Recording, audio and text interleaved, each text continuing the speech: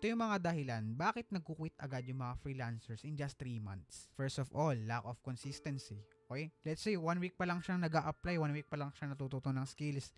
Ayun na. Wala na, nag-give up na. Sorry ha. Freelancing is numbers game, okay? Kailangan consistent ka sa pag-a-apply. And syempre, dapat consistent ka rin sa pag-improve. Baka apply ka ng apply pero wala ka namang binabago sa resume mo or portfolio mo. Baka may mali, di ba? Or sa cover letter mo. Number 2, wrong expectations. Kala na karamihan, mabilis lang kitaan sa pagiging virtual assistant o pagiging freelancer. But, nah. Freelancing is like a business, okay? May trial and error, slow. Kung ine-expect mo agad na magkakaroon ka ng client kinabukasan, nah, this is not for you. Kasi madidisappoint ka lang. Pero okay lang yan. Number 3, wala kang clear strategy. Yung apply ka lang ng apply.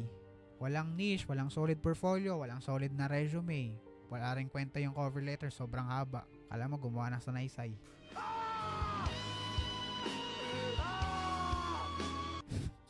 Kaya ang hirap makakuha ng client kahit sobrang dami mong application. So, pag napansin mo, sobrang dami ng applications pero wala pa rin client, kailangan mo nang i-tweak yung iyong mga resumes o yung mga pinagpapasa mo.